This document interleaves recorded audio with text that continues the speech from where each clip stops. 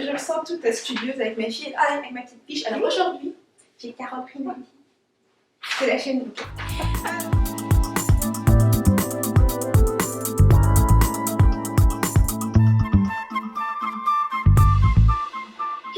Ça tournait là? Oui, ça tourne, ça tourne. Ça tourne, c'est parti là. Donc voilà, Isabella, c'est Carole. Voilà, je te présente Carole Rinaldi, tu la connais sans doute déjà. Elle est la fondatrice de la chaîne La Télé Bienveillante. Je sais, je l'ai encore arrangé. La Télé Bienveillante. Plus de 400 000 vues déjà sur sa chaîne. Elle s'adresse aux femmes qui veulent apprendre à s'accepter et à s'aimer. Ouais. Voilà, en réalisant des interviews un peu partout dans le monde d'experts et d'auteurs sur le sujet. Yes! Et là, elle est à Montréal. À Montréal, j'ai une rebelle créative parce que oui, elle suit mon travail depuis longtemps.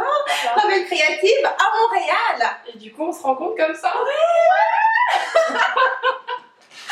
C'est trop génial, c'est exactement ce dont je rêvais. Je me disais à un moment donné, je vais pouvoir rencontrer les rebelles créatives et puis il y en a certaines qui vont venir ici et puis voilà.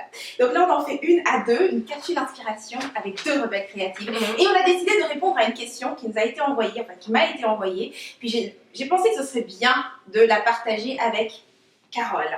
Donc, je vais lire la question et ensuite, je vais te donner mes trucs. Mais Carole aussi va te donner ses trucs. Elle va pas ménager sur le sujet. Ok, donc...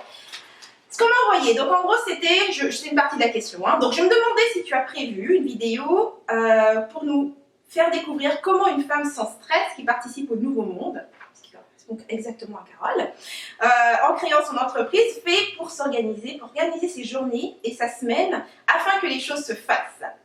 Alors elle est vraiment très curieuse de savoir comment est-ce que je laisse place au hasard, à l'amour de la vie et aussi à l'organisation concrète et matérielle pour mettre en place mes rêves. Femme sans stress, je sais pas si ça me caractérise moi. La suite, oui. Mais c'est super, tu vois. Donc je donnais mes trucs, Carole aussi va donner ses trucs. Écoute, il n'y a pas de recette magique d'abord, hein. Pour commencer là-dedans, il n'y a rien qui est parfait, c'est toujours en test. Tu essaies des trucs, hein. Je sais pas si toi c'est comme ça que tu le fais. Tu essaies un truc, tu vois ça donne, est-ce que ça t'a permis de réaliser, d'avoir l'état d'esprit que tu voulais. Si ça a marché, tant mieux, tu le gardes. Ouais. Ça n'a pas marché, essaies autre chose. Tu prends des risques. Voilà, tu sors de ta zone de confort et ça implique que parfois tu n'as pas forcément le soutien ou tu as peur aussi. Et puis comme tu dis, il faut être prête à accepter que quoi qu'il en sortira, de toute façon tu apprendras. Voilà. C'est comme ça que je le vois. Exactement. Donc, si on regarde maintenant pour des choses qui soient, comme tu disais, concrètes au niveau de l'organisation, la première chose que moi je vais te conseiller, c'est d'avoir une discipline. Tu vois, la discipline, ça t'aide, en fait, si tu veux, à faire les choses sans avoir à y penser. Et au niveau de la discipline, c'est vraiment plus au niveau de l'énergie. Tu sais, on pense souvent à organisation, qu'est-ce que je vais faire, agenda et tout ce que tu veux. Mais si exactement. Mais si tu n'as pas l'énergie qu'il faut pour faire ces choses-là, comment dire, tout est super compliqué. Ouais, je suis d'accord. Tu vois, tu crées à partir d'une énergie basse. Ouais. Et c'est souvent là d'ailleurs où tu t'embourbes. Voilà. Exactement. On dit ça embourbé aussi au Canada? Je pense que oui. Embourbé, non, c'est pas souvent utilisé. Ah, non. On se met dans la mouise, voilà. C'est encore moins utilisé ça. Bon bah next. C'est ça. Donc oui, c'est ça. Si tu vas partir d'une énergie basse, automatiquement tout ce que tu veux faire semble super compliqué. Donc le truc c'est vraiment l'énergie. Et moi je considère qu'en fait il y a 4 sources d'énergie. Tu as l'énergie spirituelle, tu as l'énergie mentale, l'énergie physique et également une 4e forme, j'ai dit mentale déjà, spirituelle, physique et émotionnelle. Donc tu dois prendre soin de ces quatre aspects. Si tu es au top au niveau de ces 4 aspects, en réalité tu n'as même pas besoin de te stresser pour le reste. Ça se fait facilement. Hein. Et comment tu fais pour être au top sur ces 4 aspects toi? Comme j'ai dit, ce sont des disciplines, donc des routines que j'ai. Par exemple, au niveau émotionnel, je vais tenir un journal où je vais écrire tous les jours comment est-ce que je me sens, s'il y a des choses qui traînent en moi, je vais vraiment tout de suite les affronter. Tu vois. Donc je m'assure que c'est propre, il n'y a pas de déchets à l'intérieur de moi. Au niveau physique, je vais faire tout simplement un peu d'exercice, je vais marcher, je vais faire attention à comment je respire, je vais toujours être consciente de mon corps, comme ça je suis toujours sûre de... ok. C'est quoi le niveau d'énergie que j'ai là quand je mange aussi? Est-ce que ça me donne de l'énergie? Est-ce que j'ai des chutes d'énergie après avoir mangé ce truc? Donc c'est vraiment toujours d'être consciente du niveau d'énergie que tu as dans le corps et de faire des choses en fonction de ça.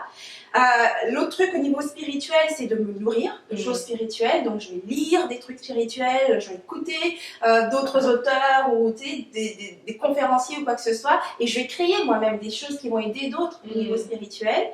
Et au niveau mental, moi c'est la méditation, le silence, donc tout ce qui me permet de ramener toujours le silence au niveau de mon esprit en fait. Donc ça, ce sont les trucs que je fais moi, j'espère que ça va t'inspirer toi. Et toi, est-ce que tu as quelques routines comme ça déjà au niveau... Moi j'ai quelques routines, comme je te disais, c'est un domaine sur lequel j'ai beaucoup à progresser sur l'organisation.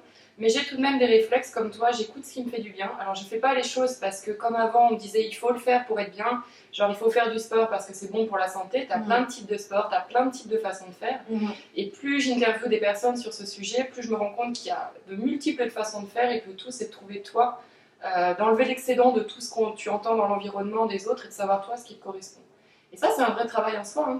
Exact. L'alimentation, c'est pareil. Tu entendras un médecin qui te dit avec certitude il faut manger comme ça pour être en forme. Tu en as un autre qui te dit avec la même certitude qu'il faut manger comme ça pour être en forme. Et les deux s'opposent. Mais toi, là-dedans, effectivement, est-ce que j'ai des chutes d'énergie? Est-ce que je me sens énergique aujourd'hui? Est-ce que j'ai des coups de barre à 11 heures? C'est ça, effectivement, aujourd'hui qui est ma routine pour me sentir bien. Après, être organisée, j'avoue que je ne vais pas donner de conseils là-dessus parce que pour le moment, je suis en phase d'ascension, on va dire. Voilà, j'ai aussi mes limites et des choses à apprendre. Ouais, mais tu sais, l'organisation, moi je le vois exactement pareil comme pour la discipline au niveau de l'énergie, c'est que c'est toujours de l'essai et l'erreur. Tu sais, il y a plein de trucs qui existent sur justement comment organiser son temps. Surtout organiser son temps, je pense que c'est une mauvaise perception. Donc moi je te dirais déjà, organise tout sauf ton temps. C'est vraiment d'y aller en fonction de ce que tu as envie de faire. Peut-être le truc vraiment pratique que je fais, c'est que je planifie. Parce que ce qui n'est pas planifié n'existe pas. Donc si tu veux amener, matérialiser les choses, tu dois absolument les écrire. Donc les planifier. Donc moi ce que je fais, c'est que je planifie à l'année. Mais ça, je te dirais que c'est avec l'expérience. C'est difficile de planifier à l'année. Donc ça m'a pris du temps, mais maintenant je peux planifier à l'année. Ensuite, je planifie à la semaine et ensuite à la journée. Par contre, je ne me stresse pas sur ce que je dois faire la journée. Je me donne toujours une semaine pour faire les choses. Tu vois, comme tu as vu, il y a des journées, moi, c'est je ne vais jamais y arriver, tu vois. Voilà. Mais je sais que, laisse tomber, tu vas y arriver. À la fin de la semaine, ce que tu n'as pas fait aujourd'hui, tu l'auras peut-être fait demain. Tu sais, il y a quelque chose qui va changer, un truc qui va sortir de ton horaire. Et puis, bref, à la fin de la semaine, en général, j'ai fait tout ce qui était important. Et ça, c'est important parce que ça, c'est la troisième chose que je veux te dire, c'est qu'il faut prioriser. Il faut prioriser. Voilà, c'est ça. Il faut prioriser. Donc, il faut avoir des priorités. T'sais, même s'il y a des choses qui semblent importantes de façon égale, c'est jamais vrai.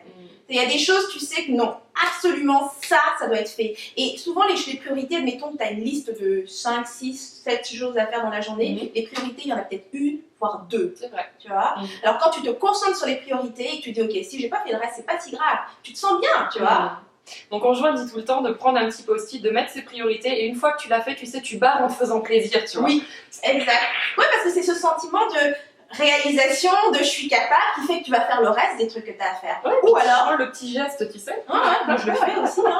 Ah ouais, tu sais, c'est direct là. Si j'ai oublié, des fois je reviens à la fin de la semaine, quand je regarde ma semaine, ce que j'ai fait, et je viens barrer tout ce que j'ai oublié barrer. C'est important de barrer le truc. Donc ça c'est ce que j'ai. Ah oui, et donc quand je dis le focus, donc les priorités, c'est pas seulement de fonctionner en termes de ce qui est important, mais c'est aussi d'être resté concentré.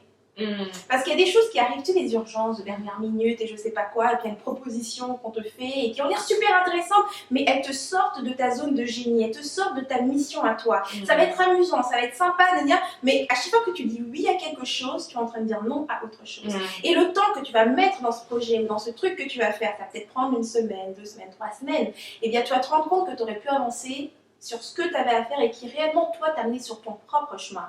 On a tous, comme dit Paulo Coelho, on a notre propre légende personnelle, et si tu t'intéresses à la légende de quelqu'un d'autre, eh bien, tu ne pourras jamais réaliser la tienne. Tu vois. Donc ça, c'est super important, c'est de rester concentré sur ta zone à toi. C'est ce que j'aurais à dire à propos de ça. Ouais, bah, je pensais, tu vois, là, au voyage au Canada, c'est sûr qu'il y a plein d'imprévus, comme tu le vois.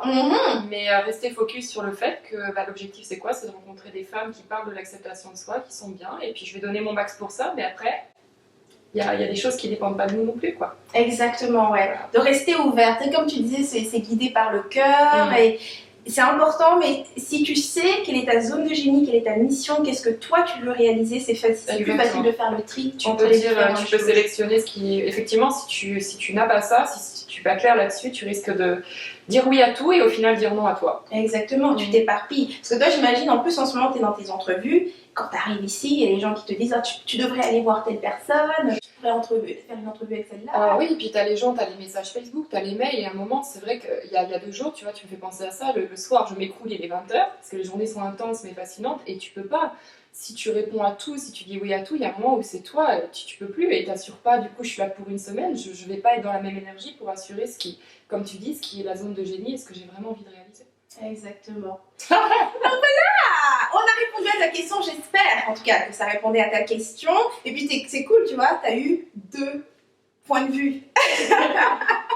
Donc voilà, ça termine cette capsule. Donc moi j'aimerais maintenant savoir ce que toi tu en penses. Dans les commentaires, dis-moi, bah toi, comment est-ce que tu fais pour t'organiser? Parce que c'est sûr que tu as déjà une organisation. Même si tu as l'impression qu'elle ne fonctionne pas à 100%, partage quand même dans les commentaires. C'est comme ça qu'on s'inspire les uns des autres et qu'on peut essayer de nouveaux trucs. Je peux faire la suite? Bien sûr, vas-y. Partage l'amour partout autour de toi. Zut, on a plus les chaussettes. Clique sur j'aime si tu as aimé la capsule. Et si tu veux d'autres inspirations comme celle-ci, tu me rejoins sur rebellecreative.com. Tu t'inscris et je t'enverrai les prochaines inspirations. Comment? De mon cœur à ton mail. Gratuitement en plus. Gratuitement en plus. Donc c'était Henriette Ntaka accompagnée de Carole Rinaldi. Je te dis à la semaine prochaine et d'ici là, vis à fond, sans culpabiliser, sans complexe et sans stress. Avec ça. Mouah. Go.